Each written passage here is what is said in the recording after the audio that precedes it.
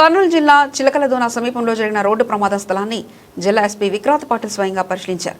ఈ సందర్భంగా ఎస్పీ మాట్లాడుతూ ఎమ్మిగనూరు వైపు నుంచి వస్తున్న బొలెరో వాహనం ఫ్లాష్ లోడుతో వెళ్తున్న ట్యాంకర్ను కుడివైపు నుంచి బలంగా ఢీకొట్టడం వల్ల ఈ ప్రమాదం సంభవించిందని తెలిపారు.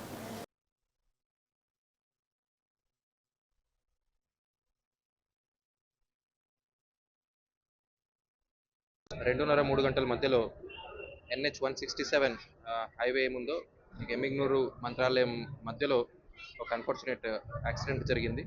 దీంట్లో అశోక్ లేలాండ్ పికప్ వెహికల్ లో ఒక దాదాపు 20 మంది కర్ణాటక నుంచి మంత్రాలయంకి పిలిగ్రిమేజ్కి వస్తున్నప్పుడు డ్రైవర్ ప్రిలిమినరీ ఇన్వెస్టిగేషన్ బట్టి డ్రైవర్ నిద్రపోవడం వల్ల ఆయన ఆపోజిట్ లేన్లో వచ్చినప్పటికీ ఆపోజిట్ నుంచి వస్తున్న ఒక fly ash vehicle lorry Chettinad సిమెంట్కి చెందిన ఒక లారీకి ఢీకొట్టడం జరిగింది.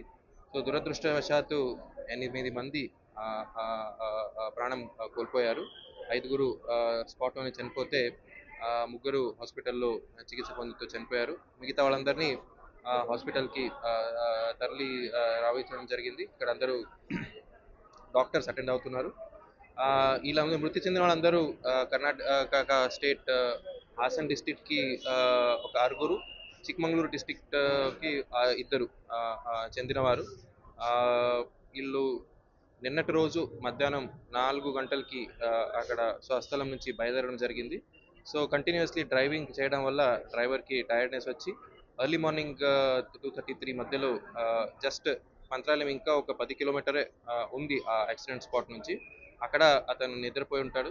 సో వెహికల్ కరెక్ట్ లేన్ నుంచి ఆపోజిట్ లేన్కి వచ్చి ఆపోజిట్ నుంచి వచ్చే లారీని ఢీకొట్టడం జరిగింది. It's a very unfortunate incident.